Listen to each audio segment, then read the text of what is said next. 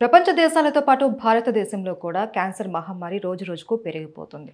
అయితే ఈ క్యాన్సర్ రావడానికి ప్రధాన కారణాలేంటి? దాన్ని ముందుగా మనం ఎలా గుర్తించాలి? ఈ విషయాలపై మాట్లాడడానికి మనతో పాటు ఉన్నారు ఒమేగా హాస్పిటల్ నుండి senior oncologist doctor Mohan Vamsi garu. మరి వారితో మాట్లాడతాం. నమస్తే సార్. నమస్తే అండి. సార్, రోజు రోజు ఎక్కడ చూసినా కూడా క్యాన్సర్ క్యాన్సర్ క్యాన్సర్ ఎక్కువైపోతున్నాయి కేసెస్ అన్నీ కూడా. నిజంగానే క్యాన్సర్ అంత పెరిగిపోతున్నదా భారతదేశంలో? తప్పకుండా అండి. క్యాన్సర్ ఇన్సిడెన్స్ రోజుకి ర్యాపిడ్గా పెరిగిపోతుందండి. మన 2022 ICMR Indian Council for Medical Research New Delhi వారి స్టాటిస్టిక్స్ ప్రకారం భారతదేశంలో ప్రతి సంవత్సరం more than 15 lakh new cancer cases diagnose చేయబడతాయని అంచనా. But what is important is cancer భారతదేశంలో నోటిఫైబుల్ డిసీజ్ కాదు. ఉదాహరణకి వాళ్ళు మార్నింగ్ ఇద్దరు క్యాన్సర్ పేషెంట్ చూశారనుకోండి, కొత్త కేసెస్ ఫస్ట్ టైం డయాగ్నోస్ అయినాయి, ఇక్కడే డయాగ్నోస్ అయినాయి. నేను వెంటనే దాన్ని గవర్నమెంట్ ఆఫ్ ఇండియాకి నోటిఫై చేయాల్సిన అవసరం లేదు, మున్సిపల్ అథారిటీస్కి నోటిఫై చేయాల్సిన అవసరం లేదు, ట్రీట్మెంట్ చేస్తే సరిపోతుంది. అదే వాళ్ళు మార్నింగ్ ఒక కరోనా పేషెంట్ చూశాను అనుకోండి, వితిన్ 4 hours నేను గవర్నమెంట్కి ఇన్ఫార్మ్ చేయాలి, ఐ సాయ కరోనా పేషెంట్ టుడే అని, వాళ్ళ స్టాటిస్టిక్స్ కోసం. సో దీనివల్ల నోటిఫైబుల్ డిసీజ్ కాకపోవడంతో క్యాన్సర్ ఇన్సిడెన్స్ మనకు కరెక్ట్గా తెలియడం లేదు. భారతదేశంలో ఒక 5-6 పాపులేషన్ బేస్డ్ రిజిస్ట్రీస్ ఉన్నాయి అర్బన్ ఏరియాస్లో. అన్ఫార్చునేట్లీ హైదరాబాద్లో పాపులేషన్ బేస్డ్ క్యాన్సర్ రిజిస్ట్రీ లేదు. సో వీటిని బట్టి వాళ్ళు ఒక అందాజుగా అంచనా వేస్తున్నారే తప్ప కరెక్ట్ స్టాటిస్టిక్స్ తెలియట్లేదని మన డాక్టర్లందరి అభిప్రాయం కూడా. సో వాళ్ళు ఇచ్చిన దాని ప్రకారం more than 15 lakh cancer patients ఉన్నట్టయితే 15 lakh న్యూ క్యాన్సర్ పేషెంట్స్ ఉన్నట్టయితే మా అందరి ఎస్టిమేట్ ప్రకారం భారతదేశంలో దానికి మోర్ దెన్ డబుల్, అంటే more than 30 lakh new cancer patients ఉంటాయని చాలా మంది నమ్ముతున్నారు. ఉదాహరణకి మన పాపులేషన్ చైనా పాపులేషన్ ఒకటే ఈక్వల్, బట్ చైనాలో 36 lakh new cancer patients diagnose చేయబడుతున్నాయి. ఇక్కడ 15 అంటే నమ్మశక్యంగా లేదు. ఇన్ఫ్యాక్ట్ భారతదేశానికి ఎక్కువ ఉండాలి, ఎందుకంటే Chinese food habits are much more healthier. ఇక్కడ కూడా అలవాటు అయిపోయింది హెల్దియర్ హ్యాబిట్స్. మనమంతా వెస్టర్న్ ఫుడ్ హ్యాబిట్స్ని కల్టివేట్ చేస్తున్నాం. అది మెయిన్ కారణం. మనం డిస్కషన్కి వచ్చినప్పుడు డిస్కస్ చేద్దాం. సో భారతదేశంలో కూడా అంతే ఉంటాయి. మన స్టాటిస్టిక్స్ ప్రకారం కూడా ప్రతి 9 మందిలో, ఒక ఫ్యామిలీలో 9 మంది ఉన్నారనుకోండి, life time risk of developing cancer ఆ ఫ్యామిలీకి ఒకరు, అంటే ప్రతి 9 మందిలో ఒకరు క్యాన్సర్ బారిన పడుతున్నారు. ప్రతి 1,00,000 మందికి 107 మంది క్యాన్సర్ బారిన పడుతున్నారు. ఉదాహరణకు అమీర్పేటలో 1,00,000 మంది ప్రజలు ఉన్నారనుకోండి, సంవత్సరానికి 107 న్యూ క్యాన్సర్ పేషెంట్స్ అమీర్పేట నుంచి డయాగ్నోస్ చేయబడతాయి. సో అంత ర్యాపిడ్గా క్యాన్సర్ ఇన్సిడెన్స్ పెరిగిపోతుంది. 2050కి భారత అంచనా ప్రకారమే మోర్ దెన్ 35 lakhs ఉంటుందని అంచనా. సో క్యాన్సర్ ఇన్సిడెన్స్ ర్యాపిడ్గా రోజుకి పెరిగిపోతుందండి. సో దానికి తగ్గట్టు మనం క్యాన్సర్ని డయాగ్నోస్ చేయడానికి క్యాన్సర్ వార్నింగ్ సిగ్నల్స్ మన ప్రజల్లోకి ముఖ్యంగా తీసుకెళ్ళగలగాలి. ఎందుకంటే క్యాన్సర్కి ఇప్పటికీ క్యూర్ కనుగొనబడలేదు. ఎర్లీ స్టేజ్లో కనుక్కుంటేనే మనం క్యూర్ చేయడానికి అవకాశం ఉంది. కానీ cancer is a silent killer. స్లోగా పెరుగుతుంటుంది, సిమ్టమ్స్ కలిగించదు, అందువల్ల ఎవరు డాక్టర్ దగ్గరికి రారు. సో అందుకని మనం ముఖ్యంగా అవేర్నెస్ ప్రోగ్రామ్స్ ద్వారానే మన ప్రజల్లో ఈ క్యాన్సర్ మీద అవేర్నెస్ తీసుకొస్తే, వార్నింగ్ సిగ్నల్ మీద, అప్పుడు క్యాన్సర్ని ప్రివెంట్ చేయడానికి, క్యాన్సర్ వార్నింగ్ సిగ్నల్స్ తెలుసుకోవడానికి అవకాశం ఉంటుంది. అసలు సార్, క్యాన్సర్ అంటేనే చాలా రకాలు ఉంటున్నాయి. మనం చూస్తున్నాం ఈ మధ్య తల భాగం నుంచి కాళ్ళ వరకు ప్రతి చోట క్యాన్సర్ అన్నది ఎక్కడ వస్తుందో తెలియదు. మెయిన్ ఈ క్యాన్సర్ అంటే ఏంటి అనేది చాలా మందికి కూడా అవగాహన లేదు. మన శరీరంలో ఉన్న కోట్లాది కణజాలంలో ఏదో ఒక కణం అప్రతీతంగా పెరిగిపోవటానే క్యాన్సర్ అంటారు. ఇప్పుడు మన బాడీలో లిమిటేషన్స్ ఉన్నాయి. ఉదాహరణకి చిన్నప్పుడు ముక్కు చిన్నదిగా ఉండేది, ఈ సైజుకి రాగానే ఆగిపోయింది, ఇంకా పెరగడం ఆగిపోయింది. అలా ఒక నియంత్రణ విధానం ఉన్నది మన శరీరానికి. ఆ నియంత్రణని దాటి క్యాన్సర్ కణం క్రమంగా పెరిగిపోతుంటాయి. అంటే ఒక్క కణం 2 అవుతాయి, 2, 3, 4 అవుతాయి, 4, 8 అవుతాయి, 8, 16 అవుతాయి, 8 లక్షలు 16 లక్షలు అవుతాయి. అలా పెరిగిపోవటాన్ని క్యాన్సర్ అంటారు. అది ఎక్కడైనా ఉండొచ్చు. మన నియంత్రణ దాటి, మన రెగ్యులేటరీ మెకానిజమ్స్ని దాటి మన శరీరంలో మీరు అన్నట్టు స్కాల్ప్ నుంచి కాలు చిటికన వేలు వరకు ఏదో ఎక్కడో ఒక కణం అలా పెరిగిపోవటాన్ని క్యాన్సర్ అంటారు. సో ఇప్పుడు మన సైంటిస్టులకి మంచి అవగాహన వచ్చింది, క్యాన్సర్ మీద పూర్తి అవగాహన వచ్చింది. మన బాడీలో అబౌట్ 22,000 ప్రోటాన్ కోడింగ్ జీన్స్ ఉంటాయి, equally good number of non proton coding jeans ఉంటాయి. ఇందులో సైంటిస్టులు ఒక 500 to 600 ఆంకోజీన్స్ని ఐడెంటిఫై చేశారు. ఆంకోజీన్స్ అంటే క్యాన్సర్ కారక జన్యువులు. వీటిలో వచ్చే మ్యుటేషన్స్ ఆధారంగానే ఈ క్యాన్సర్స్ వస్తున్నాయి. రకరకాల క్యాన్సర్, అన్ని రకాల క్యాన్సర్లు. సైంటిస్టులు ఇప్పుడు గట్టిగా నమ్ముతున్నారు. దీన్నే ఫౌండేషన్ 1 మెడిసిన్ అంటారు. అంటే ఈ 500-600 జీన్స్లో ఏదో ఒక జీను ఏదో ఒక కారణం వల్ల, అది డైటరీ కానివ్వండి, ఎన్విరాన్మెంటల్ ఫ్యాక్టర్ కానివ్వండి, జెనెటిక్ కానివ్వండి, ఆ మ్యూటేషన్ జరిగి ఆ మ్యూటేషను వలన ఆ క్యాన్సర్ కణం అప్రతిహితంగా పెరిగిపోతుంటుంది. ఇది మన సైంటిస్టులు ఐడెంటిఫై చేశారు. ఇప్పుడు ప్రతి క్యాన్సర్కి కూడా ఇది మ్యూటేషన్, మనం ఏ మ్యూటేషన్ వల్ల క్యాన్సర్ వచ్చింది తెలుసుకునే సదుపాయం ఇప్పుడు మనకి అందుబాటులోకి వచ్చింది హైదరాబాద్లోనే. ఆ కొన్ని మ్యూటేషన్స్ని టార్గెట్ చేసే మందులు కూడా అందుబాటులోకి వచ్చాయి. అది సో ఇలా క్యాన్సర్ బాడీలో ఎక్కడైనా రావచ్చు. లైనింగ్ మీద, అంటే లైనింగ్ అంటే ఒక లైనింగ్, ఇప్పుడు ఉదాహరణకి మన బాడీకి స్కిన్ లేయర్, లైనింగ్ మీద వచ్చే క్యాన్సర్స్ని కార్సినోమాస్ అంటారు. లోపల వచ్చే క్యాన్సర్స్ని సార్కోమాస్ అంటారు. సాఫ్ట్ టిష్యూ అంటే లైనింగ్ లోపల ఉండే టిష్యూ సాఫ్ట్ టిష్యూ. ఇప్పుడు ఇంటెస్టైనల్ ట్రాక్ ఉంది, దాని లైనింగ్ మీద వచ్చినట్టయితే కార్సినోమా, లోపల వచ్చినట్టయితే సార్కోమా, లైనింగ్ కింద వచ్చినట్టయితే సార్కోమా. ఇంకా 3వ గ్రూపు కార్సినోమా, సార్కోమా. 3వ గ్రూపు హిమటలాజికల్ మెలిగ్నెన్సీస్ అంటే రక్త సంబంధ క్యాన్సర్స్, అంటే లింఫోమాస్, లుకీమియాస్. ఇలా 3గా బ్రాడ్గా మనం డివైడ్ చేయవచ్చు క్యాన్సర్స్. బాడీలో ఎక్కడొచ్చినా ఈ 3 బ్రాడ్ వెరైటీస్లో ఈ క్యాన్సర్ని మనం ప్లేస్ చేయడానికి అవకాశం ఉంటుంది. అయితే మీరే అన్నారు క్యాన్సర్ అనేది సైలెంట్ కిల్లర్ అనేసి. సో ఇది చాలా వరకు బయట పడేంత వరకు కూడా మనకు తెలియదు, సివియర్ స్టేజ్కి వెళ్ళేంత వరకు కూడా మనకు తెలియదు. దీన్ని మనము ఫస్ట్లోనే మనం గుర్తించాలి అంటే ఎలాంటి లక్షణాలను మనం ఐడెంటిఫై చేయాలి సార్? సో బేసిక్గా వచ్చిన ఆర్గన్ బట్టి ఆధారపడి ఉంటుంది. ఎక్కడ ఇప్పుడు ఉదాహరణకి ఏ ఆర్గన్లో వచ్చినా కూడా వచ్చిన ఆర్గన్ ఆధారపడి, బట్ కొన్ని జనరల్ సిమ్టమ్స్ ఉన్నాయి. అందులో most important unexplained weight loss. అంటే మామూలుగానే తింటున్నారు, మామూలుగానే వారి జీవితం గడుపుతున్నారు, బట్ క్రమక్రమంగా వెయిట్ తగ్గిపోతున్నారు. ఏంటి మీరు తగ్గిపోతున్నారు అని అడుగుతున్నారు ఫ్యామిలీ మెంబర్స్. అది very good important warning signal. రెండోది ఆకలి తగ్గిపోవటం, అంటే తినాలనిపించకపోవటం, ఆకలి తగ్గటం. డిస్టేస్ట్ ఫర్ ఫుడ్, మీకు చాలా ఇష్టమైన ఫుడ్ టేబుల్ మీద ఉంది, తినడానికి ఆకలి వస్తుంది, తినడానికి అక్కడి దాకా వెళ్తారు, తినబుద్ధి కాక తిరిగి వచ్చేస్తారు. Very important warning signal of cancer. ఇది చాలా ఇంపార్టెంట్. తర్వాత లో గ్రేడ్ ఫీవర్, అంటే జస్ట్ నాట్ మచ్, 99, 99.5, 100 కన్నా తక్కువే, ఈవినింగ్లో కానీ ఎప్పుడో ఒకసారి ఇర్రెగ్యులర్గా రావటం. లో గ్రేడ్ ఫీవరిష్గా అనిపించడం, థర్మోమీటర్ పెట్టి చూసుకుంటే 99, 99.5, సోర్ థ్రోట్ గట్రా ఏమి లేదు, వైరల్ ఫీవర్ అనుకుంటాం, 2 రోజులు చూస్తాం, కంటిన్యూస్గా అలా ఫీవర్ ఉండటం, ఆకలి తగ్గిపోవటం, distaste for food, weight loss, ఇవన్నీ కూడా జనరల్ సిమ్టమ్స్ ఆఫ్ క్యాన్సర్. అంటే ఇవి ఉంటే క్యాన్సర్ ఉందని కాదు, బట్ క్యాన్సర్ ఉండి ఉండవచ్చు. ఖచ్చితంగా సిమ్టమ్స్ వచ్చినప్పుడు మనం వెంటనే అలర్ట్ అయ్యి టెస్టులు చేయించుకోవాలి. ఐదర్ పరీక్ష మన ఫ్యామిలీ ఫిజిషియన్ని కలవటము, దగ్గరలో మన ఫ్యామిలీ ఫిజిషియన్ ఉంటారు, లేదా ఒక ఆంకాలజిస్ట్ని కలవటం చేయాల్సి ఉంటుంది. రెండోది ఆర్గన్ని బట్టి. Start with brain. ఇది brain cancer is a very common cancer. అయితే బ్రెయిన్లో 2 రకాల క్యాన్సర్లు ఉంటుంటాయి. ఒకటి ఏంటంటే ప్రైమరీ బ్రెయిన్ ట్యూమర్స్, అంటే బ్రెయిన్లోనే పుట్టాయి. కానీ బ్రెయిన్లో 70% ఆఫ్ ద ట్యూమర్స్ శరీరంలో ఇతర భాగాల్లో పుట్టి బ్రెయిన్కి వెళ్తాయి. ఉదాహరణకు ఊపిరితిత్తుల్లో, కిడ్నీ, బ్రెస్ట్, ఎక్కడైనా సరే బ్రెయిన్కి వెళ్తుంటాయి. సో బ్రెయిన్ యొక్క ట్యూమర్స్ ప్రైమరీ కానీ సెకండరీస్ కానీ లక్షణాలు ఎలా ఉంటే మళ్ళీ జనరల్ సిమ్టమ్స్ ఉన్నాయి వాటికి.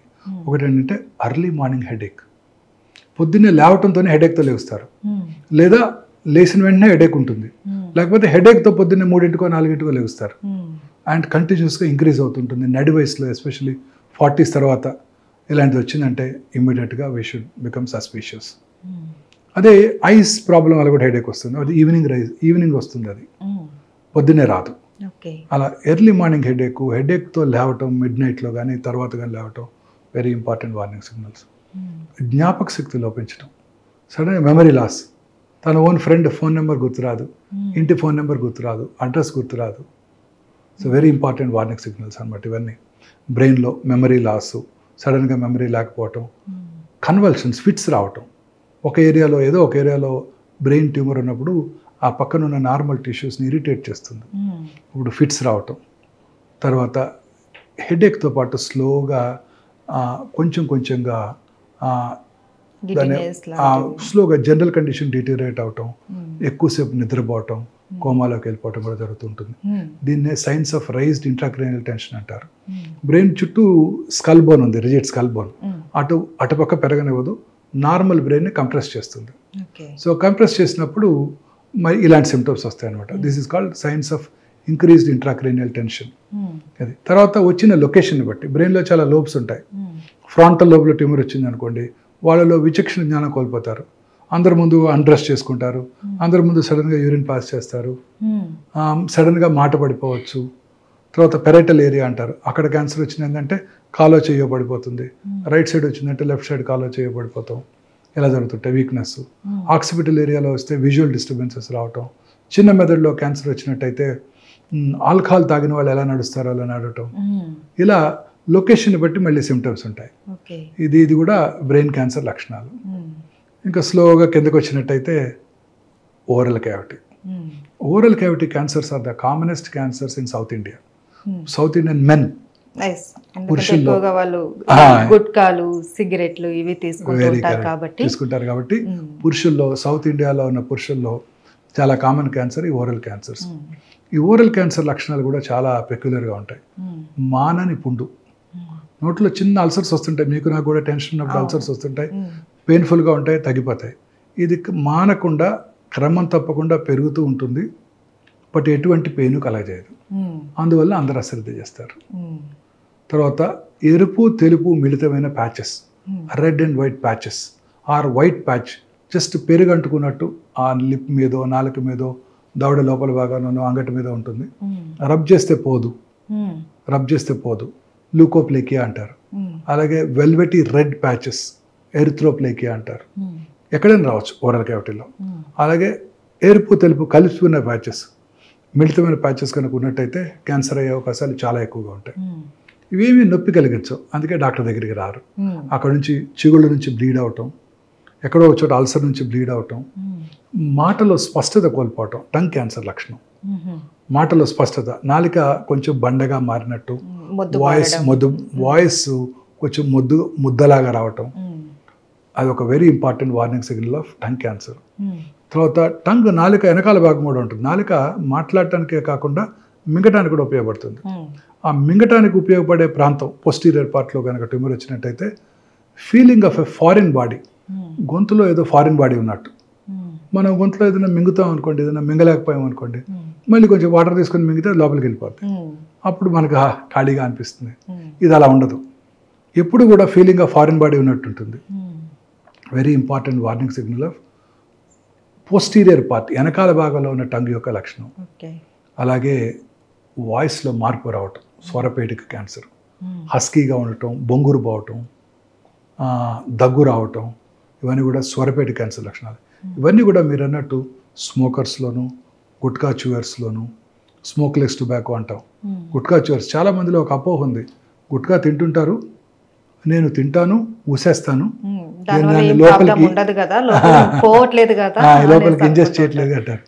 వారు గుట్కా లోపల పెట్టుకున్న 6 సెకండ్స్లో ఆ గుట్కాలో ఉన్న 400 నుంచి 500 కార్సినోజెన్స్ అంటే క్యాన్సర్ కారక పదార్థాలు బ్లడ్లోకి వెళ్ళిపోయి ఆ నోట్లోనే కాదు ఇతర భాగాల్లో కూడా క్యాన్సర్ కలిగించవచ్చు. ఇది తర్వాత లంగ్ క్యాన్సర్. లంగ్ క్యాన్సర్ ముఖ్య లక్షణాలు కాఫ్, మానని దగ్గు. చాలామంది స్మోకర్స్లో ఈ లంగ్ క్యాన్సర్ చూస్తుంటాం, మీకు తెలియదే ఉంది. చాలాసార్లు వాళ్ళు టెస్ట్ చేయించుకుంటుంటారు, 10 ఏళ్ళు 20 ఏళ్ళుగా తాగుతుంటారు. లాస్ట్ ఇయర్ కూడా ఇలానే దగ్గు వచ్చింది, డాక్టర్ దగ్గరికి వెళ్ళాను, సిటీ స్కాన్ కూడా చేశారు, స్మోకర్స్ బ్రాంకైటిస్ అన్నారు అని రెండోసారి వచ్చినప్పుడు కూడా అశ్రద్ధ చేస్తుంటారు. అప్పుడు క్యాన్సర్ ఉండకపోవచ్చు, ఇప్పుడు క్యాన్సర్ వచ్చి ఉండొచ్చు. సో మానని దగ్గు, దగ్గినప్పుడు వచ్చే ఫ్లెమ్లో కళ్ళలో రక్తం పట్టడం, ఇవన్నీ వెరీ ఇంపార్టెంట్ వార్నింగ్ సిగ్నల్స్. అలాగే లో గ్రేడ్ చెస్ట్ పెయిన్, ఆకలి తగ్గటం, లో గ్రేడ్ ఫీవరు, వెయిట్ లాస్, ఇవన్నీ కూడా లంగ్ క్యాన్సర్ ముఖ్య లక్షణాలు.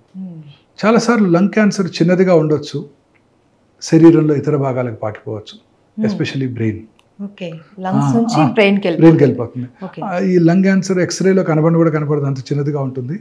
బ్రెయిన్ డాక్టర్ గారు, న్యూరో సర్జన్ ఆ ట్యూమర్ కూడా తీసేస్తారు, తీసి టెస్ట్కి పంపిస్తే బ్రెయిన్ లంగ్ క్యాన్సర్ అని రిపోర్ట్ వస్తుంది. ఒకే పర్సన్కి 2 క్యాన్సర్స్ కూడా వస్తూ ఉంటాయా?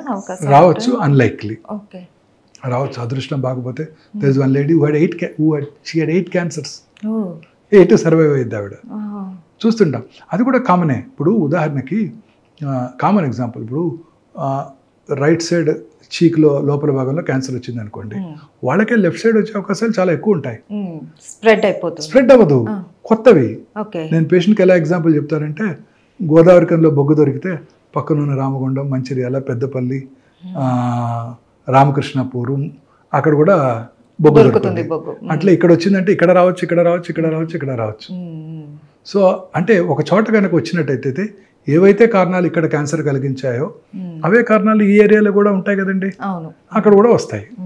అలాగే ఒక బ్రెస్ట్ లో క్యాన్సర్ వచ్చిందంటే రెండో బ్రెస్ట్ లో క్యాన్సర్ వచ్చే అవకాశాలు ఎక్కువ. సో ఎవరికైనా బ్రెస్ట్ క్యాన్సర్ రిస్క్ ఏంటంటే ఆల్రెడీ బ్రెస్ట్ క్యాన్సర్ వచ్చి ఉండటం, very important risk factor. So అదొకటి ఇంపార్టెంట్. సో లంగ్ క్యాన్సర్, తర్వాత స్లోగా gastro. Commonest cancer South Indian మెన్లో గ్యాస్ట్రిక్ క్యాన్సర్. గ్యాస్ట్రిక్ క్యాన్సర్ లక్షణాలు ఏంటంటే, చాలామంది అంటుంటారు నాకు గ్యాస్ ఎక్కువ ఉంటుంది, నాకు గ్యాస్ ఉంటుంది అనేది. కొంచెం ఫుడ్ తినగానే పొట్ట ఫుల్ అయిపోయినట్టు ఉండటం, very important warning signal of gastric cancer. అలాగే వామిటింగ్, వామిటర్స్లో బ్లడ్ ఉండటం, మోషన్ డార్క్ బ్లాక్ కలర్లో వెళ్ళటం, అంటే అక్కడ స్టమక్లో ఉన్న అల్సర్లో బ్లీడింగ్ అవుతుంటుంది.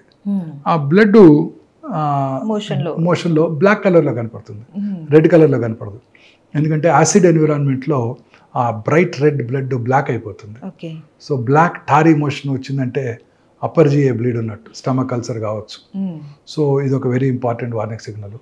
చాలామంది నడి వయసు దాటిన తర్వాత 50-60 ఏళ్ళ వయసులో పురుషుల్లో ముఖ్యంగా ఎనీమియా, రక్తహీనత రావటం.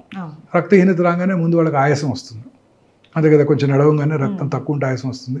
ఫస్ట్ వాళ్ళు ఎవరి దగ్గరికి వెళ్తారు, ఆయాసం రాగానే కార్డియాలజిస్ట్ దగ్గరికి వెళ్తారు. కార్డియాలజిస్ట్ పరీక్ష చేసి హార్ట్కి యాంజియోగ్రామ్ చేస్తే 2 బ్లాక్లు ఎట్లాగా ఉంటాయి ప్రతి వాళ్ళకి, 2 స్టెంట్లు కూడా వేస్తుంటారు. ఆ తర్వాత మనం కార్సినోమా స్టమక్ని డయాగ్నోస్ చేస్తుంటాం. సో నడి వయసు దాటిన తర్వాత ఎవరిలో అయినా రక్తహీనత ఉందంటే సౌత్ ఇండియన్ మెన్లో ఫస్ట్ ఎండోస్కోపీ చేసుకోవాలి. అది కనుక నార్మల్గా ఉంటే కొలనోస్కోపీ చేసుకోవాలి కింద నుంచి. ఈ 2 చాలా ఇంపార్టెంట్. ఇది చాలా వెరీ ఇంపార్టెంట్ వార్నింగ్ సిగ్నల్. రక్తహీనత, చాలామంది బ్లడ్ ఎక్కించుకుంటుంటారు, ఐరన్ సప్లిమెంట్స్ తీసుకుంటుంటారు, కార్డియాలజిస్ట్ కలుస్తారు ఆయాసానికి, ఈ 2 మిస్ అయిపోతుంటారు. అండ్ సార్, సర్వైకల్ క్యాన్సర్కి సంబంధించి ఎలాంటి సింటమ్స్ ఉంటాయి sir? Cervical cancer is one of the commonest cancers in south Indian women. భారతదేశంలో అత్యధికంగా కనబడే క్యాన్సర్ బ్రెస్ట్ క్యాన్సర్, తర్వాత గర్భసంచి ముఖద్వార క్యాన్సర్. ఇది ముఖ్యంగా people belonging to lower socio economic strata వాళ్ళలో చూస్తుంటాం, పేద వర్గాల ప్రజల్లో ఎక్కువ చూస్తుంటాం. ఎందుకంటే వాళ్ళలో హైజీన్ యొక్క విలువ, శుభ్రత తెలియకపోవడంతో అన్హైజీనిక్ ప్రొసీజర్స్ వలన during menstrual cycles human papillomatous virus ఎక్కువగా వ్యాప్తి చెంది వాళ్ళలో ఈ క్యాన్సర్ ఎక్కువగా వస్తుంటుంది, హెచ్పివి వైరస్. సో దీని లక్షణాలు ఎలా ఉంటాయంటే, పీరియడ్స్ టైంలో బ్లీడింగ్ ఎక్కువ అవటం, పోస్ట్ కాయిటల్ బ్లీడింగు, పీరియడ్స్ మధ్యలో ఇంటర్మెన్స్ట్రల్ బ్లీడింగు, వైటిష్ డిశ్చార్జ్, అది కూడా ఆఫుల్ స్మెల్తో ఉండే డిశ్చార్జ్, తర్వాత బ్లడీ డిశ్చార్జ్, తర్వాత లో గ్రేడ్ అంటే తక్కువ అబ్డామినల్, లో గ్రేడ్ అబ్డామినల్ పెయిన్, కింది పొట్టలో పెయిన్ రావటం, ఇవన్నీ వార్నింగ్ సిగ్నల్స్ ఆఫ్ గర్భసంచి ముఖద్వార క్యాన్సర్. ఇంకా చూసినట్టయితే కామనెస్ట్ క్యాన్సర్ ఒక 10-15 ఏళ్ల క్రితం గర్భసంచి ముఖద్వార క్యాన్సర్. ఇప్పటికీ కూడా ప్రతిరోజు ప్రతి 6 నిమిషాలకి ఒక స్త్రీ గర్భసంచి ముఖద్వార క్యాన్సర్ వల్ల ప్రాణం కోల్పోతున్నారు భారతదేశంలో. ప్రతి 6 నిమిషాలకి, అంత కామన్ అనమాట. ఇంకొక ఇంపార్టెంట్ ఫ్యాక్ట్ ఏంటంటే, ప్రతి 4 నిమిషాలకి ఒక స్త్రీ బ్రెస్ట్ క్యాన్సర్ డయాగ్నోస్ చేయబడుతున్నారు ఇండియాలో. ప్రతి 4 నిమిషాలకి ఒక స్త్రీ బ్రెస్ట్ క్యాన్సర్ డయాగ్నోస్ చేయబడుతున్నారు. ప్రతి సంవత్సరం భారతదేశంలో 2,24,000 న్యూ బ్రెస్ట్ క్యాన్సర్ పేషెంట్స్ కనుగొనబడుతున్నాయి. అండ్ మీరు గుర్తుపెట్టుకోవాల్సిన ఇంపార్టెంట్ విషయం ఏంటంటే, మనందరం ఇవన్నీ కూడా అర్బన్ ఇండియాలో ఎక్కువ చూస్తున్నాం. అర్బన్ ఇండియా పాపులేషను యాన్యువల్ ఈ 2023 స్టాటిస్టిక్, కరోనా తర్వాత మన స్టాటిస్టిక్స్ పూర్తిగా ఎవాల్యుయేట్ చేయలేదు, చేయలేకపోయాం మనం. ఎవ్రీ 10 yearsకి ఒకసారి స్టాటిస్టిక్స్ తీసుకుంటాం కదా, పాపులేషన్ స్టాటిస్టిక్స్ చేయలేకపోయాం. సో ఆ 22 అంచనా ప్రకారం భారతదేశంలో ఓన్లీ 35 మంది మాత్రమే 100కి అర్బన్ ఏరియాస్లో ఉంటున్నారు. ఈ అర్బన్ ఏరియాస్లోనే ఈ క్యాన్సర్స్ అన్ని కాన్సన్ట్రేట్ చేయబడుతున్నాయి. 2,24,000 న్యూ బ్రెస్ట్ క్యాన్సర్ పేషెంట్స్ ఉన్నట్టయితే on an average 175 are in urban area. So urban ఏరియాస్లో ఈ బ్రెస్ట్ క్యాన్సర్ ఇన్సిడెంట్స్ ర్యాపిడ్గా పెరిగిపోతుంది. ఓకే. దీని ముఖ్య లక్షణాలు ఏంటంటే బ్రెస్ట్లో లంప్ లాగా ఏర్పడటం, గడ్డలాగా ఏర్పడటం. రెండోది బ్రెస్ట్ యొక్క సైజులో కానీ షేప్లో కానీ మార్పు రావటం. బ్రెస్ట్ యొక్క స్కిన్ ముడతలు పట్టినట్టు ఉంటాం. ఆరెంజ్ పీల్ అపియరెన్స్ అంటాం. రైప్ ఆరెంజ్, పండిపోయిన ఆరెంజ్ చూస్తే ఆ పైన చిన్న చిన్న గుంటలు పడి ఎలా ఉంటుంది చూడండి, థిక్ అయ్యి అలా ఉంటుంది ఆ స్కిన్. అంటే మన ఇండియాలో ఆరెంజ్ పీల్ ఉండదు, మన అందరం డార్క్ కాంప్లెక్షన్ కాబట్టి వైట్స్లో అలా ఉంటుంది ఆరెంజ్ పీల్ అపియరెన్స్. సో మన వాళ్ళ కూడా అట్లా నల్లగా గుంటలు పడి ఉంటాం. తర్వాత బ్రెస్ట్ యొక్క నిప్పుల్ ఏరియాల కాంప్లెక్సెస్లో మార్పులు రావటం, నిప్పులు లోపలికి పోవటం, నిప్పుల మీద పుండె ఏర్పడటం, నిప్పుల నుంచి బ్లడ్ కానీ బ్లాకిష్ కానీ బ్రౌనిష్ కానీ డిశ్చార్జ్ రావటం. అలాగే బ్రెస్ట్ యొక్క స్కిన్ మీద నరాలు ఉబ్బినట్టు ఉండటం. అలాగే రెండు నిప్పుల ఏరియాల కాంప్లెక్సెస్ ఒకే లెవెల్లో లేకుండా ఒకవైపు పైకి లాగబడి ఉండటం, లేకపోతే ఇంకో పక్క కిందకి లాగబడి ఉండటం. అలాగే చంకలో గడ్డలు, ఇవన్నీ కూడా అర్లీ బ్రెస్ట్ క్యాన్సర్ లక్షణాలు అన్నమాట. ఈ లక్షణాలు ఉన్న వాళ్ళందరికీ క్యాన్సర్ ఉన్నట్టు కాదు, బట్ క్యాన్సర్ ఉండటానికి ఎక్కువ అవకాశాలు ఉంటాయి కాబట్టి దగ్గరలో ఉన్న సర్జన్ కానీ వారి లేడీ డాక్టర్, ఫ్యామిలీ ఫిజిషియన్ కానీ ఆంకాలజిస్ట్ని కానీ కలవటం చాలా ఇంపార్టెంట్. సార్ ఇప్పటివరకు కొన్ని రకాల క్యాన్సర్స్ వాటి లక్షణాలు చెప్పారు, ఇంకా చాలా ఉన్నాయి. సో వాటి గురించి కూడా ఎక్స్ప్లెయిన్ చేస్తారా? మీరు అన్నట్టు రకరకాల క్యాన్సర్స్ ఉన్నాయండి. ఇప్పుడు గ్యాస్ట్రోఇంటెస్టైనల్ ట్రాక్లో స్టమక్ తర్వాత అత్యధికంగా కనబడే క్యాన్సర్ కోలన్ క్యాన్సర్, పెద్ద పేగుల్లో వచ్చే క్యాన్సర్. కోలన్ క్యాన్సర్ ఇన్సిడెన్స్ కూడా చాలా ర్యాపిడ్గా పెరిగిపోతుంది భారతదేశంలో. ముఖ్యంగా అర్బన్ ఏరియాస్లో ఈ క్యాన్సర్ ఎక్కువగా చూస్తున్నామండి. దానికి రకరకాల కారణాలు ఉన్నాయి. ఈ క్యాన్సర్ ముఖ్య లక్షణాలు ఏంటంటే మల విసర్జన అలవాట్లలో మార్పు రావటం. అంటే ఉదాహరణకి మనం రోజు ఒకసారి మోషన్ పాస్ చేస్తాం, సడన్గా గత 4 నెలల నుంచి రోజుకు 2-3 సార్లు మోషన్స్ అవుతున్నాయి. Very important warning signal. అలాగే మోషన్లో బ్లడ్ కనపడటం, చాలాసార్లు కనపడుతుంటాయి. మోషన్లో బ్లడ్ కనపడుతుంటాయి. నాకు పైల్స్ ఉన్నాయి, పోయిన సంవత్సరం కూడా పైల్స్ ఉన్నాయి, అప్పుడు డాక్టర్ దగ్గరికి వెళ్ళి చూపించుకున్నాను, పైల్స్ ఉన్నాయన్నారు, మెడిసిన్ ఇచ్చారు, తగ్గిపోయింది, అదే వాడుకుందాం అనుకుంటారు తప్ప పోయిన సంవత్సరం పైల్స్ వల్ల బ్లడ్ వచ్చింది, ఈసారి క్యాన్సర్ వల్ల బ్లడ్ వచ్చి ఉండవచ్చు అనే ఫ్యాక్ట్ని మర్చిపోతారు. సో ఇవేమీ నొప్పి కలిగించవు, అందువల్ల ఎవరు డాక్టర్ దగ్గరికి రారు. సో మోషన్లో కనుక బ్లడ్ కనుక పడినట్టయితే ఎప్పుడూ అశ్రద్ధ చేయకూడదు. వెంటనే దగ్గరలో ఉన్న సర్జన్ దగ్గరికి వెళ్ళి చూపించుకొని దానికి నివారణ తెలుసుకొని అది దానికి వైద్యం చేయించుకొని అది ఆగిపోయితేనే మనం నిశ్చింతగా ఉండాలి. లేకపోతే మళ్ళీ డాక్టర్ దగ్గరికి, అదే డాక్టర్ దగ్గరికి వెళ్ళి టెస్టులు చేయించుకుంటూ ఉండాలి. అవసరమైతే సిగ్మాడోస్కోపీ, కొలనోస్కోపీ కూడా చేసుకోవాలి. ఎందుకంటే rectal cancer, colon cancer incidence భారతదేశంలోని పురుషుల్లో చాలా ఎక్కువగా చూస్తున్నాం. అలాగే మల విసర్జన అలవాట్లు మార్పు రావటం, తర్వాత మనం మోషన్ పాస్ చేస్తే ఒక సైజులో మోషన్ బయటకు వస్తుంది. అలా కాకుండా పెన్సిల్ బీమ్ లాగా సన్నగా వచ్చింది అనుకోండి, అంటే ఆ రక్తంలో బ్లాక్ అవుతుందని అర్థం. అలాగే ఫీలింగ్ ఆఫ్ ఇన్కంప్లీట్ ఎవాక్యుయేషన్. ఇప్పుడు మనం మార్నింగ్ చక్కగా మోషన్ పాస్ చేసామనుకోండి, we have a very good feeling, yes motion అయిపోయింది, సో కంఫర్టబుల్గా ఉంటుంది. మోషన్ పాస్ చేసినప్పటికీ ఇంకా కూడా మోషన్కి వెళ్ళాలి అనిపిస్తూ ఉన్నట్టయితే, గుడ్ మోషన్ పాస్ చేసాము కానీ ఇంకా మోషన్కి వెళ్ళాల్సి ఉన్నట్టు అనిపిస్తోంది, వెళ్ళి కూర్చుంటే రావడం లేదు, this is a very important warning signal of rectal cancer. అంటే బ్రెయిన్ ఆ ట్యూమర్ని మోషన్గా పర్సీవ్ చేస్తుంది. బ్రెయిన్కి ట్యూమర్ అని తెలియదు, అది యాక్చువల్లీ రెక్టంలో ట్యూమర్ ఉంది కదా, అది మోషన్గా పర్సీవ్ చేస్తుంది. అది కూడా ఎంటీ చేయాలని ఆలోచిస్తూ ఉంటుంది, అదేమో ఎంటీ అవ్వదు. ఇది feeling of incomplete evacuation. Motion pass చేసిన తర్వాత కూడా ఇంకా మోషన్కి వెళ్ళాలి అన్న ఫీలింగ్ ఈజ్ ఏ చాలా important warning signal of rectal cancer. తర్వాత రెగ్యులర్గా మోషన్తో పాటు సడన్గా కొన్నిసార్లు లూజ్ మోషన్స్ అయిపోవటం, కొన్నిసార్లు కాన్స్టిపేషన్ రావటం, ఇంక్రీజింగ్ కాన్స్టిపేషన్. అంటే ఇంతకుముందు రోజు ఒకసారి పాస్ చేసేవాళ్ళు ఇప్పుడు 2 రోజులకు ఒకసారి, ఇప్పుడు 3 రోజులకు ఒకసారి, అంటే బ్లాక్ అయిపోతుంది రెక్టం. చాలా ఎక్కువ సార్లు పాస్ చేయటం, వచ్చినప్పుడు బ్లాక్ కొంచెం తగ్గినప్పుడు టకటగా 4-5 సార్లు పడిపోవటం, very important warning signal of left sided colon cancers. ఇదే కాకుండా right side colon cancers silent killer. ఎందుకంటే ఎటువంటి సిమ్టమ్స్ కలిగజేయవు, ఎందుకంటే అక్కడ మోషన్ లిక్విడ్గా ఉంటుంది. ఈ చిన్న అల్సర్స్ ఏమి మోషన్ని బ్లాక్ చేయలేవు. సో అందువల్ల ఆ అల్సర్ నుంచి బ్లడ్గా వచ్చినా ఆ మోషన్లో మిక్స్ అయిపోతుంది, అందువల్ల తెలియదు. So right side colon cancers are very very silent killers. చాలాసార్లు రక్తహీనతతో డాక్టర్ దగ్గరికి వెళ్తారు వాళ్ళు. ఇందాక చెప్పాను కదండి, రక్తహీనత కనుక ఉన్నట్టయితే ఫస్ట్ దక్షిణ భారతదేశంలో అపర్జయోస్కోపీ, అది కనుక నెగిటివ్ అయితే కొలనోస్కోపీ చేసుకోవాలి. ఇది కోలన్ క్యాన్సర్ ముఖ్య లక్షణాలు. ఈ రకంగా బ్లడ్ ఎక్కడొచ్చినా అబ్నార్మలేనండి.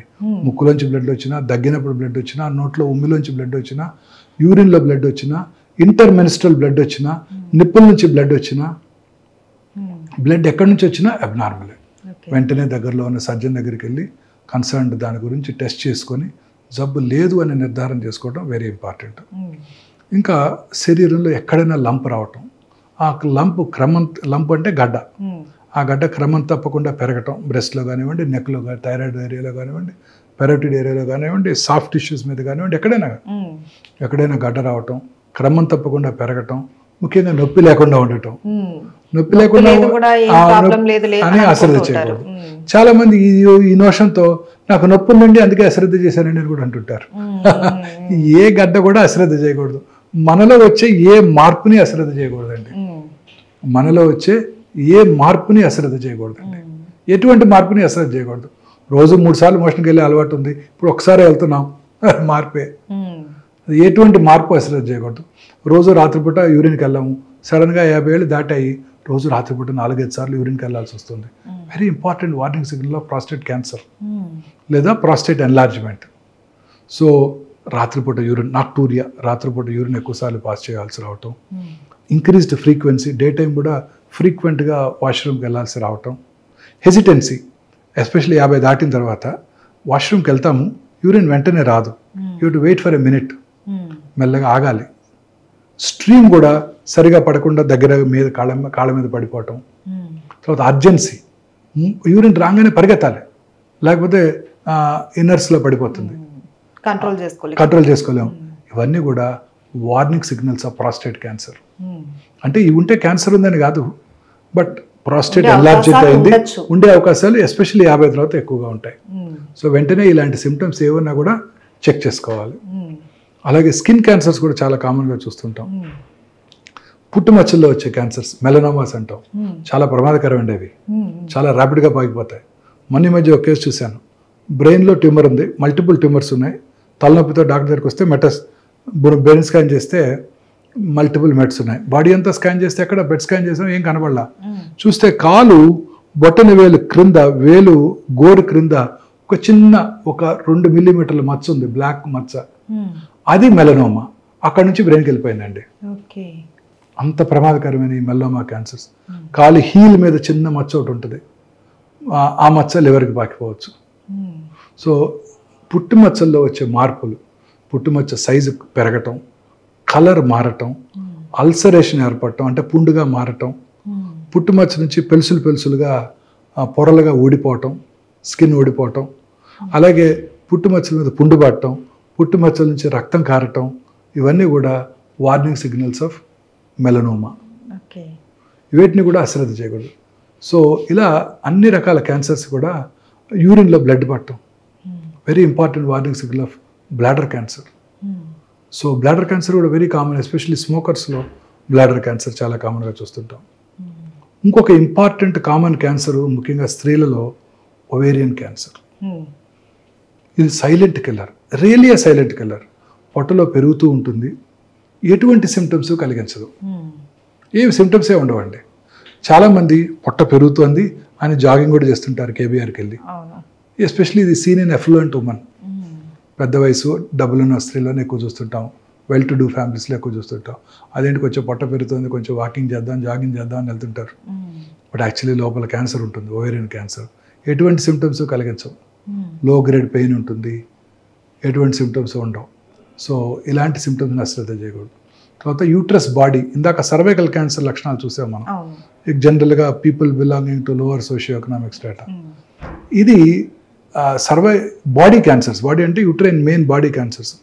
ఇది ఎఫ్లూయెంట్ ఉమెన్లో ఎక్కువ కనబడుతుంది, ఒబీస్ స్త్రీలలో వాళ్ళలో ఎక్కువ కనబడుతుంటుంది. పోస్ట్ మెనోపాజల్ బ్లీడింగ్, పీరియడ్స్ ఆగిపోయిన తర్వాత ఎవరికైనా 1-2 ఇయర్స్ తర్వాత మళ్ళీ కనుక బ్లీడింగ్ అయితే అశ్రద్ధ చేయకూడదు. చాలామంది ఈ సిమ్టమ్ అశ్రద్ధ చేస్తారు. పీరియడ్స్ ఆగినాక అలా వస్తుంటుందంట, దానికదే తగ్గిపోద్ది, ఒక్కసారి వచ్చిపోయింది డాక్టర్ గారు, మళ్ళీ 2 నెలల క్రితం మళ్ళీ కనపడింది, అవి ఇది ఎప్పుడూ అశ్రద్ధ చేయకూడదు. మెనోపాజ్ వచ్చేసిన తర్వాత మళ్ళీ కనుక బ్లీడింగ్ అయిందంటే వెంటనే దగ్గరలో ఉన్న వారి ఫ్యామిలీ ఫిజిషియన్ లేడీ డాక్టర్ దగ్గరికి వెళ్ళి పరీక్ష చేయించుకోవటం, చిన్న అల్ట్రాసౌండ్ చేసుకుంటేనే ఆ క్యాన్సర్ని ఈజీగా గుర్తించవచ్చు. ఈ క్యాన్సర్ ఇన్సిడెన్స్ కూడా ర్యాపిడ్గా పెరుగుతుంది. అర్బనైజేషన్ పెరిగే కొద్ది ఇవే పెరుగుతున్నాయి. Breast cancer, ovarian cancer, uterine body cancer, ఇవి చాలా కామన్గా పెరిగిపోతున్నాయి. సో ఇవన్నమాట ఈ కామన్ క్యాన్సర్స్ లక్షణాలు. ఈ వార్నింగ్ సిగ్నల్స్ అనేవి చాలా ఇంపార్టెంట్. క్యాన్సర్ ఇన్సిడెన్స్ ర్యాపిడ్గా పెరిగిపోతుంది. మన తెలిసిన వాళ్ళు కానీ ఎవరిలో కానీ ఇలాంటి సిమ్టమ్స్ కనుక చూసినట్టయితే we must warn them, go get checked first. వెళ్ళి మీ ఫ్యామిలీ ఫిజిషియన్ కలువు, లేకపోతే దగ్గరలో ఉన్న సర్జన్ ఆంకాలజిస్ట్ను కలవండి అని మనం వార్న్ చేయాల్సి ఉంటుంది అనమాట. ఈ వార్నింగ్ సిగ్నల్స్ ఉంటే క్యాన్సర్ ఉన్నది అని కాదు, క్యాన్సర్ ఉండి ఉండవచ్చు, అవకాశం ఉండొచ్చు. ముందుగా డయాగ్నోస్ చేస్తేనే క్యాన్సర్ క్యూరబుల్, లేకపోతే క్యాన్సర్ క్యూర్ అయ్యే అవకాశాలు చాలా తగ్గిపోతాయి. బ్లడ్ క్యాన్సర్, బోన్ క్యాన్సర్ కూడా వస్తుంటాయి. Blood cancer is a very common cancer అండి. పిల్లల్లో వచ్చే కామనెస్ట్ క్యాన్సర్ బ్లడ్ క్యాన్సర్ అందరికన్నా. ఇవి సిమ్టమ్స్ చాలా వేగ్గా ఉంటాయండి.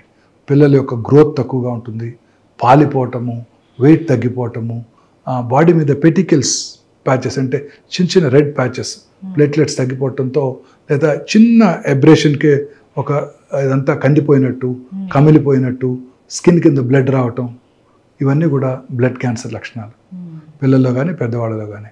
వీక్నెస్, అన్ఎక్స్ప్లెయిన్డ్ వీక్నెస్, ఏం బాగా వీక్నెస్, రక్తం తగ్గిపోవటం, బ్లీడింగ్ స్పాట్స్ రావటం బాడీ స్కిన్ మీద, పెద్దవాళ్ళలో కూడా ఇవి బ్లడ్ క్యాన్సర్ లక్షణాలు.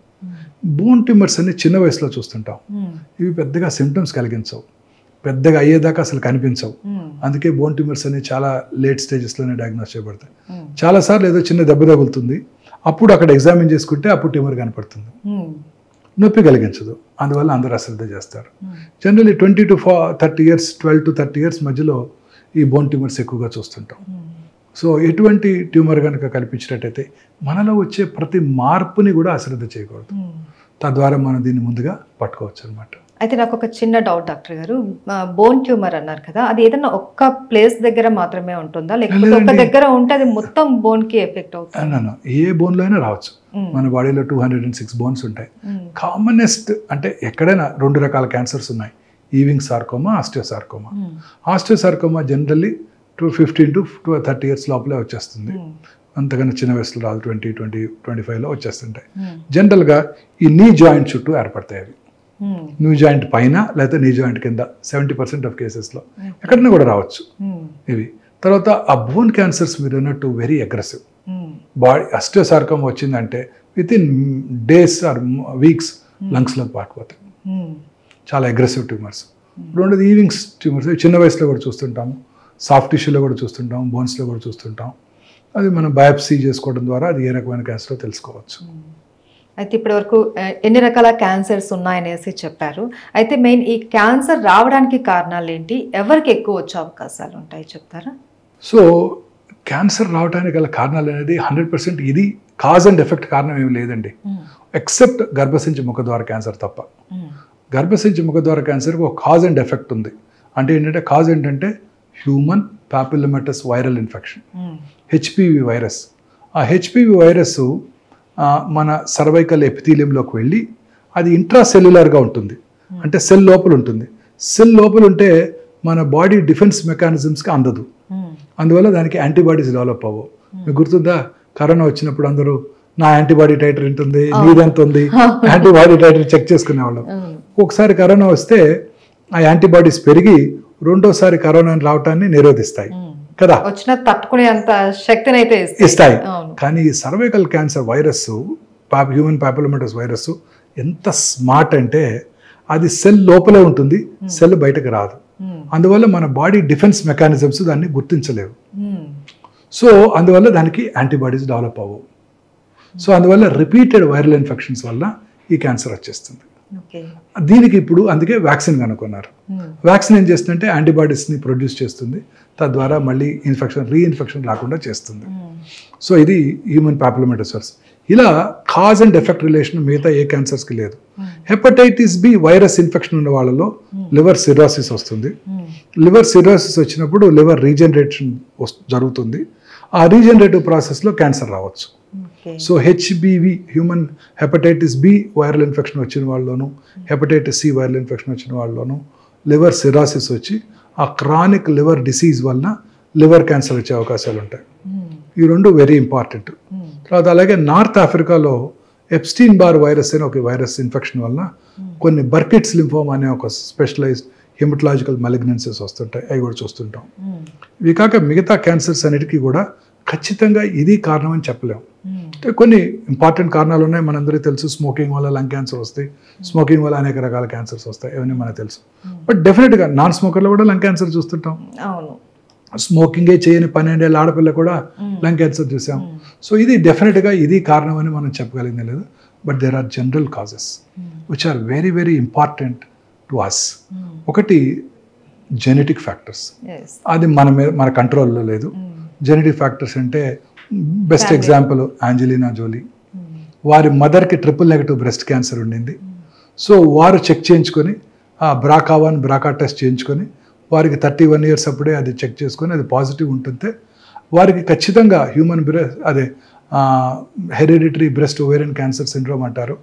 సో వారికి 100% బ్రెస్ట్ క్యాన్సర్ వస్తుంది, 70% 80% ఓవేరియన్ క్యాన్సర్ వస్తుందని తెలుసుకొని ముందుగా జబ్బు రాకముందే 2 బ్రెస్ట్లు తీయించేసుకున్నారు, 2 ఓవరీలు తీయించేసుకున్నారు. అలాంటి జెనెటిక్ ఫ్యాక్టర్స్ ఉండవచ్చు, BRCA1 BRCA2, అది మనం డిస్కస్ చేస్తాం. మిగతా కారణాలు ఎన్విరాన్మెంటల్ ఫ్యాక్టర్స్. దీనికి మనకి దీని మీద కంట్రోల్ ఉంది. కాకపోతే ఈ అర్బనైజేషన్ పెరిగే కొలది ఎన్విరాన్మెంటల్ ఫ్యాక్టర్స్ ఎక్కువైపోతున్నాయి. ఫస్ట్ మోడర్నైజేషన్ చూడండి. ఈ మోడర్న్ వీఆర్ ఫైటింగ్ విత్ నేచర్తో ఫైట్ చేస్తున్నాం. మనం ఎప్పుడు ఎండలోకి వెళ్తలేదు, ఇంట్లోనే ఉంటున్నాము, ఎయిర్ కండిషన్ రూమ్స్లో ఉంటున్నాము. మార్నింగ్ లేవగానే plastic tooth brush, synthetic toothpaste, plastic tongue cleaner, plastic mug, plastic బకెట్లో హాట్ వాటరు, తర్వాత పొద్దున్నే మైక్రోవేవ్లో చేసుకున్న దాన్ని వేడి చేసుకొని బ్రేక్ఫాస్ట్ తింటాం. ఆర్టిఫిషియల్ సింథటిక్ క్లోత్స్, ఇవన్నీ కూడాను డెఫినెట్గా క్యాన్సర్ కారకాలే. తాగే ప్లాస్టిక్ బాటిల్లో వాటరు, హాట్ వాటరు, అది ఏం చేయక్కర్లేదు. వేడిగా ఉన్న కారులోకి వెళ్ళి కూర్చుని ఆ కారులో ఉన్న ప్లాస్టిక్ నుంచి వచ్చే ఫ్యూమ్స్, మనకి సమ్మర్లో 40 degrees 45 degrees వచ్చేస్తుంది హైదరాబాద్లో కూడా. ఆ డిగ్రీలో ఆ కార్లోకి వెళ్ళి కూర్చున్నామంటే ఆ కారు యొక్క ఆ ప్లాస్టిక్ ఇంటీరియర్స్ అంతా ప్లాస్టికే కదండి, కారు లోపలంతా, వాటి నుంచి వచ్చే ఫ్యూమ్స్ అన్నీ కూడా క్యాన్సర్ కారకాలే. ప్లాస్టిక్ వాటర్ బాటిల్ నుంచి అన్నీ కూడా క్యాన్సర్ కారకాలే మనకి. ఇది మనకి ఎలాగో అవాయిడ్ చేయలేం, మరి తప్పదు. మరి ప్రస్తుతం ఉన్న ఏజ్లో అవాయిడ్ చేయలేం. పూర్వకాలంలో లాగా మరచెంబులు తీసుకొని మనం వెళ్ళి వాటర్ తాగలేం కదా. సో ఇవన్నీ కూడా కారకాలండి. ఇలా అనేక రకాలుగా పొల్యూషన్. ఆ తర్వాత ఇంకొకటి మోస్ట్ ఇంపార్టెంట్, ఆర్టిఫిషియల్ లైట్స్. ఇప్పుడు రాత్రిపూట చక్కగా 6:30-7 భోజనం చేసి ఇంతకుముందు 8-9 పడుకొని నిద్రపోయి పొద్దున్నే లేవడం జరిగేది. లేచిన వెంటనే చక్కగా ఎండలో కూర్చునేవారు, ఎండలో పని చేసుకునేవాళ్ళు. వాళ్ళ ఫ్రెష్గా వాళ్ళ గేదెల నుంచి పాలు తీసుకొని తాగేవాళ్ళు. వాళ్ళ వెజిటబుల్ గార్డెన్లో వెజిటబుల్ పండించుకునేవాళ్ళు. పొలానికి వెళ్ళి పంటలు పండించుకునేవాళ్ళు. ఎండలో అంత ఆర్గానిక్ ఉండేది. చక్కగా షర్ట్ తీసి పొలం పని చేసేవాళ్ళు. అన్ని రకాల ఒక విటమిన్ డి, మనకు తెలిసిన విటమిన్, తెలియనివి ఉన్నాయో సూర్యరశ్మిలో. సో ఇవాళ హెల్దీ లైఫ్ స్టైల్ ఉండింది, హ్యాపీగా ఉండేవాళ్ళు. పక్కన కారు ఉంది, మన కారు లేదు, ఇలాంటి ఇవి బాధలు లేవు. పెళ్లి చేసుకుందామంటే సొంత వాళ్ళకి ఎవరికో మేనల్లుడికో మేనకోడలకో చేసుకునేవాళ్ళు. 5 రోజులు సంతోషంగా గడిపేవాళ్ళు. సంతోషం సగం బలం. Happiness is the most important immune booster. Happiness is the most important immune booster. నేను ఒక ఫుల్ పేజ్ ఆర్టికల్ రాశాను ఒక వెర్నాకులర్ డైలీలో. వెరీ ఇంపార్టెంట్ అండి. ఒక పేషెంట్ 72 సంవత్సరాలు, ఆమెకి వాళ్ళ హస్బెండ్కి 74. 8 ఏళ్ళ నుంచి నా దగ్గరికి రెగ్యులర్గా చెకప్కి వస్తున్నారు బ్రెస్ట్ క్యాన్సర్కి. Perfectly normal. ఒకరోజు వచ్చారు, ఆమె ఒక్కరే వచ్చి ఇంకో లేడీని తీసుకుని, ఏరండి గోపాలరావు గారు అన్నాను. అనగానే పాపం లాస్ట్ 15 days బ్యాకే కర్నరీ బైపాస్ అయిన తర్వాత కాంప్లికేషన్ వచ్చి చనిపోయారు. అప్పుడు కూడా చెక్ చేసాం, నార్మల్గా ఉన్నారు ఆవిడ. 3 నెలల తర్వాత తిరిగి వచ్చేసారు క్యాన్సర్తో. మానసిక ఆందోళన, డిప్రెషన్. ఇంకొక లేడీ 5 years అయింది నేను బ్రెస్ట్ క్యాన్సర్కి సర్జరీ చేసి, చక్కగా కంఫర్టబుల్గా ఉన్నారు. కొడుకు పెళ్ళికి పిలిచారు, వెళ్ళాను. హ్యాపీగా ఉన్నారు, అందరూ బాగున్నారు. 2 ఏళ్ల తర్వాత రికరెన్స్ వచ్చింది. ఏంటా అని చూస్తే 8 months ముందు కొడుకు డివోర్స్. సో అన్ని రకాల జబ్బులకి నా ఉద్దేశంలో మూల కారణం ఈ మానసిక ఆందోళన. కరోనా కానివ్వండి, క్యాన్సర్ కానివ్వండి. చాలా రకాల వ్యాధులు అన్ని జబ్బులకి కూడా ఈ ఇమ్యూనిటీ, అది రొమటాయిడ్ ఆర్థరైటిస్, ఇవన్నీ కూడా ఈవెన్ డయాబెటిక్, అన్ని జబ్బులకి మూల కారణం మానసిక ఆందోళన. సంతోషంగా సగం బలం అని పెద్దవాళ్ళు చెప్పారు. సంతోషంగా లేకపోతే నీదేటి. రెండోది నిద్ర, వెరీ ఇంపార్టెంట్ ఇమ్యూన్ బూస్టర్ అండి నిద్ర.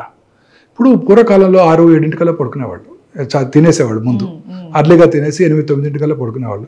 ఈ టీవీలు లేవు, చక్కగా వీధరి మీద కబుర్లు చెప్పుకునేవాళ్ళు, లేకపోతే ఏదో పని చేసుకునేవాళ్ళు. ఇంత పని చేయాల్సిన అవసరం కూడా ఉండేది కాదు. మనలాగా రోజుకి 16 గంటలు.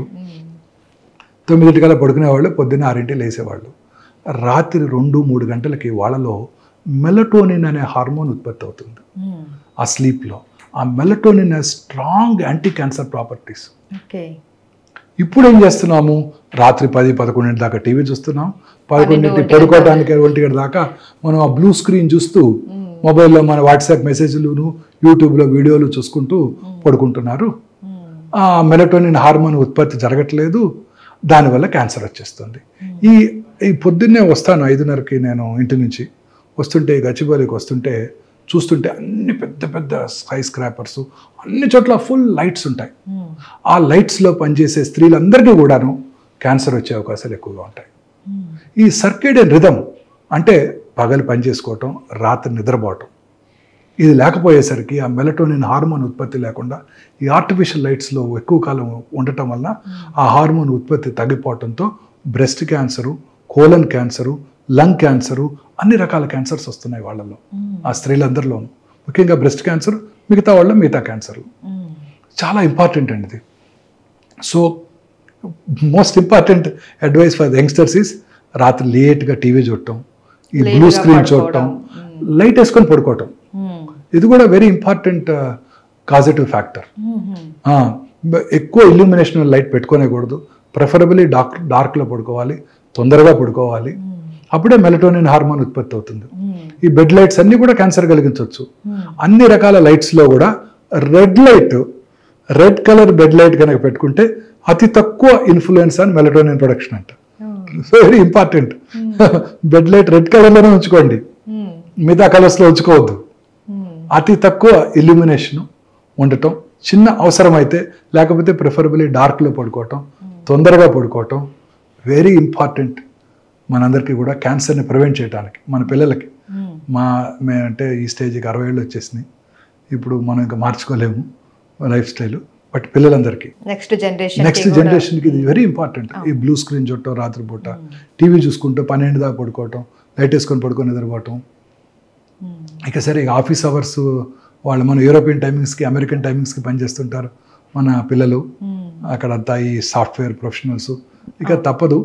But they are all definitely important causes of cancer అండి. ఇది కాక పొల్యూషన్, ఆటోమొబైల్ పొల్యూషన్, అర్బనైజేషన్ పెరిగే కొలది క్యాన్సర్ పెరిగిపోతుంది. భారతదేశంలో ఇప్పటికీ రూరల్ కమ్యూనిటీలో క్యాన్సర్ ఇన్సిడెన్స్ తక్కువగానే ఉంటుంది.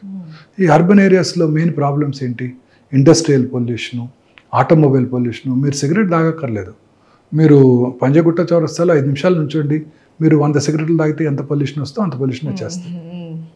ఆటోమొబైల్ పొల్యూషను, ఇండస్ట్రియల్ పొల్యూషను, ఈ రబ్బర్ ఫ్యాక్టరీసు, బార్బర్స్ రెగ్యులర్గా అందరికీ డై చేస్తారనుకోండి, వాళ్ళకి ఆ డై నుంచి ఇన్హేల్ చేస్తారు.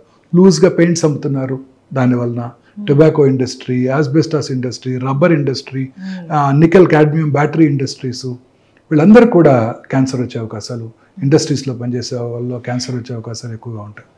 So industrial pollution, automobile pollution, తర్వాత ఫాస్ట్ ఫుడ్స్, ఇవన్నీ క్యాన్సర్ కారకాలు. ఈ పిజ్జాలు, బర్గర్లు, ఐస్ క్రీములు, బక్లవాలు అన్నీ all in all they are all cancer కారకాలు. అవన్నీ కూడా హై ఫ్యాటీ ఫుడ్ తినే వాళ్ళందరిలో కూడా అనేక రకాల క్యాన్సర్స్ వస్తాయి. చిన్న ఎగ్జాంపుల్, జాపనీస్లో క్యాన్సర్ ఇన్సిడెన్స్ చాలా తక్కువ. వాళ్ళు హెల్తీ ఫుడ్ తింటారు, చైనీస్ కూడా హెల్తీ ఫుడ్ తింటారు, వాళ్ళలో క్యాన్సర్ ఇన్సిడెన్స్ చాలా తక్కువ. ఇన్ఫ్యాక్ట్ జపాన్కి మనకు ఒక చిన్న సిమిలారిటీ ఉంది. మనలో సౌత్ ఇండియాలో రైస్ ఎక్కువ తింటాము, జాపనీస్ కూడా రైస్ ఎక్కువ తింటారు. జపాన్లో రైస్ చాలా ఎక్కువ తింటారండి, వాళ్ళు కూడా స్టేపుల్ డైట్ రైసే వాళ్ళు. వీళ్ళలో ఇద్దరిలో కూడా స్టమక్ క్యాన్సర్ చేయాలి, common cancer. Rice eating populations రెండు కూడా, జపాన్ సౌత్ ఇండియా. నేను నా పర్సనల్ ఒపీనియన్ అండి, 5 థింగ్స్ అవాయిడ్ చేయాలండి. వైట్ రైస్, వైట్ షుగర్, రా షుగర్ వాడుకోవటం, లేదా జాగరీ వాడుకోవటం, వైట్ సాల్ట్, తర్వాత వైట్ మైదా, వైట్ లైట్. ఈ వైట్ అన్నది కంప్లీట్ వైట్ మన కాదు అసలుకి. బ్రౌన్ రైస్, దంపుడు బియ్యం తినండి, రా షుగర్ వాడుకోండి, బ్రౌన్ షుగర్ వాడుకోండి, రాక్ సాల్ట్ వాడుకోండి, మైదా అసలు తినకండి, మిల్లెట్స్, గోధుమలో, బార్లియో, రాజ్మా, అదేంటి ఉంటారు చాలా రకరకాల మిల్లెట్స్ ఉన్నాయి, కొరలు, అవి తినండి. వైట్ లైట్ అవాయిడ్ చేయండి, ఆర్టిఫిషియల్ లైట్ని అవాయిడ్ చేయండి రాత్రిపూట ఎస్పెషల్లీ. 5 వైట్ థింగ్స్ మళ్ళీ చెప్తాను: white sugar, white rice, white maida, white salt and white lights. Illumination ఎక్కువ ఉన్న వైట్ లైట్స్. ఈ 5 డేంజరస్ అండి, వీటిని అవాయిడ్ చేయాలి మన అందరం కూడా. ఎలా అవాయిడ్ చేయాలో, పార్బాయిల్డ్ రైస్ తింటాం, తెలంగాణలో బోల్డ్ చక్కగా దొరుకుతుంది పార్బాయిల్డ్ రైస్, దంపుడు బియ్యం కూడా చక్కగా దొరుకుతాయి. సో సాల్ట్ మనం తగ్గించుకోవాలి, rock salt. Sugar white sugar usage తగ్గించేసుకోవాలి. షుగర్ తినటం వల్ల క్యాన్సర్ వస్తుందని అడుగుతారు చాలా మంది. షుగర్ తినటం వల్ల అనేక రకాల జబ్బులు వస్తాయి.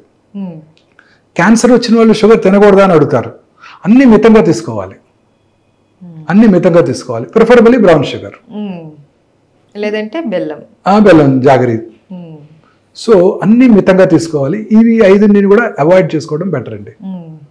సో ఈ వైట్ తర్వాత ఈ పెస్టిసైడ్స్, మనం తినేవన్నీ ఇవే కదండి. పెస్టిసైడ్స్ వాడుతున్నారు, ఫర్టిలైజర్స్ వాడుతున్నారు, ఇవన్నీ వాటి వలన పొల్యూషనే కదండి. ఆర్గానిక్ ఉత్పత్తి తగ్గిపోతుంది, అది పెంచగలగాలి.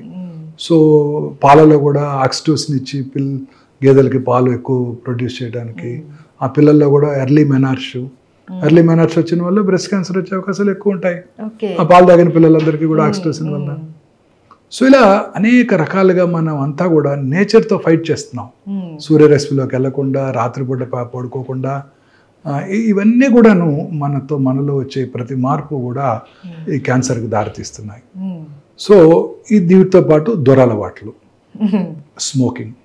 స్మోక్ చేసిన 6 సెకండ్స్లో 400 to 600 కార్సినోజన్స్ బ్లడ్లోకి వెళ్ళిపోతాయి. ఇమాజిన్ చేయండి, కార్సినోమా సర్విక్స్ వాడిడైసే పూరర్ సెక్షన్స్ ఆఫ్ సొసైటీలో కనబడుతుంది, రిచ్ పీపుల్లో కూడా కనపడుతుంది, స్మోక్ చేసే ఆడవాళ్ళలో. అంటే ఇక్కడ స్మోక్ చేస్తే ఆ టాక్సిన్ గర్భసంచి ముఖద్వారం దగ్గర సెక్రెట్ చేయబడి అక్కడ క్యాన్సర్ కలిగిస్తుంది. స్మోక్ వల్ల గర్భసంచి ముఖద్వార క్యాన్సర్ కూడా వస్తుంది. అంటే ఎంత పవర్ఫుల్ చూడండి అది. మరి smoking effects every system in the body అండి. బ్రెయిన్లో ఉన్న రక్తనాళాలని, కంటిలో ఉన్న రక్తనాళాలని, కాళ్ళలో ఉన్న రక్తనాళాలని, కరోనరీస్ని, తర్వాత లంగ్ క్యాన్సర్, బాడీలో అనేక రకాల క్యాన్సర్స్. స్మోకింగ్, డయాబెటీస్ అండి, తల నుండి కాలు వరకు అన్ని సిస్టమ్స్ని ఎఫెక్ట్ చేస్తాయి అవి. ఈ రెండు కూడా. అంటే డయాబెటీస్ వల్ల క్యాన్సర్ వస్తుంది కాదు, బట్ కొంత వచ్చే అవకాశాలు ఎక్కువ ఉంటాయి. But smoking is definitely injurious to health. Smoking, smokeless tobacco, అన్ని రకాల టొబాకో యూసేజెస్, స్మోక్లెస్ టొబాకో, ఈ సిగరెట్స్ అన్ని కూడా బ్యాన్ చేయాల్సిందే. ఇప్పుడు ఉదాహరణకి చాలా మంది ఈ సిగరెట్ తో ఏమి లేదండి, అందులో ఆయుర్వేదం సిగరెట్లు అనేసి అంటారు, అది కూడా ఏం టొబాకో ఉండదు, అదేమి ఇబ్బంది ఉండదు అని అది కూడా వాడుతూ ఉంటారు. అందులో కరెక్ట్ గా ఏముంటుందో మనకు తెలియదు. ఈ సిగరెట్స్ లో ఉండేది కూడా నికోటినే, అది కూడా it is also carcinogenic. Just నేను చక్కగా అయిపోయిన తర్వాత తమలపాకు తింటాను, అవి తింటాను, అవి కూడా carcinogenic. Betel nut itself is carcinogenic. So అన్ని రకాలు మనం నేచర్తో ఫైట్ చేస్తున్నాం. నేచురల్ ఫుడ్ సబ్స్టెన్సెస్ తినకుండా మనం ఇంతకుముందు మన ఆహారపు అలవాట్లన్నీ మార్చేసుకొని టైంకి ఫుడ్ తినకుండా ఇవన్నీ కూడా ఈ ఫాస్ట్ ఫుడ్లు, బర్గర్లు, ఇవన్నీ కూడా క్యాన్డ్ ఫుడ్స్, టిన్డ్ ఫుడ్స్, ఇవన్నీ తీసుకుంటూ ఈ పొల్యూటెంట్స్, కెమికల్ సబ్స్టెన్సెస్, కర్డ్ అంతా ఇప్పుడు మనకి ప్యాక్డ్ కర్డ్ వస్తుంది కదండి, యోగర్ట్ అని తింటుంటాం. అన్నీ కూడా వాటిలో ప్రిజర్వేటివ్స్ వాడతారు కదా, ప్రతి ప్రిజర్వేటివ్ కూడా టాక్సికే కదండి. తర్వాత వాటిని మళ్ళీ ఓవెన్లో చేసుకొని వేడి చేసుకోవటం, ఇదేమంటారు నాన్ స్టిక్ ప్యాడ్స్, ప్యాన్స్, ఇవన్నీ కూడా టెఫ్లాన్ కోటెడ్ ప్యాన్స్, ఇవన్నీ కార్సినోజెనిక్. తర్వాత రీయూజ్డ్ ఆయిల్స్, ఇప్పుడు పొద్దున్నే బయట మిరపకాయ బజ్జీలు వేస్తుంటారు, చాలా ఇష్టంగా తింటుంటారు అక్కడ బాగుంటాయని చెప్పి, అదే ఆయిల్ పొద్దున్నే పెట్టేస్తాడు, దాంట్లోనే అదే ఆయిల్ ఆ ఆయిల్ రిలీజ్ అయినప్పుడు అనేక రకాలైన టాక్సిన్స్ దాంట్లోకి వస్తుంటాయి. రిఫైన్డ్ ఆయిల్స్, ఇవన్నీ కూడా టాక్సిన్స్ ఏనండి. సో ఇలా అనేక రకాలుగా మనం ఈ టాక్సిన్స్కి, ఎన్విరాన్మెంటల్ పొల్యూషన్కి ఎక్స్పోజ్ అవటం వల్ల ఈ క్యాన్సర్ ఇన్సిడెన్స్ ర్యాపిడ్గా పెరిగిపోతుంది. సో ఫ్రెష్ ఫ్రూట్స్, అది కూడా ప్రిఫరబుల్లీ పెస్టిసైడ్స్ అవి లేకుండా ఆర్గానిక్ ఫ్రూట్స్, వెజిటబుల్స్, గ్రీన్స్ ఆకుకూరలు ఎక్కువగా తింటూ, ఈ రెడ్ మీట్ అవన్నీ తక్కువగా తీసుకుంటూ, రెగ్యులర్గా ఎక్సర్సైజ్ చేస్తూ, లీన్ బాడీ మాస్ మెయింటైన్ చేస్తూ, ఒబేసిటీ ఉన్న వాళ్ళలో క్యాన్సర్స్ ఎక్కువ ఉంటాయి. ఎక్సర్సైజ్ రెగ్యులర్గా చేస్తూ, అలవాట్లకు దూరంగా ఉంటే క్యాన్సర్ నుంచి కూడా దూరంగా ఉండవచ్చు. ఓకే, తగ్గించుకోవచ్చు. సార్, కొన్ని రకాల క్యాన్సర్స్కి ప్రివెంట్గానే వ్యాక్సిన్ వచ్చింది అని అంటున్నారు కదా, ఎలాంటి క్యాన్సర్కి మనం ప్రివెంట్గా వ్యాక్సిన్? మోస్ట్ ఇంపార్టెంట్ మనం డిస్కస్ చేసాం, cervical cancer cause and effect. Human papillomatous virus infection వల్ల క్యాన్సర్ వస్తుంది, దానికి వ్యాక్సిన్ కనుక్కున్నారు. హెచ్పివి వ్యాక్సిన్ అనమాట.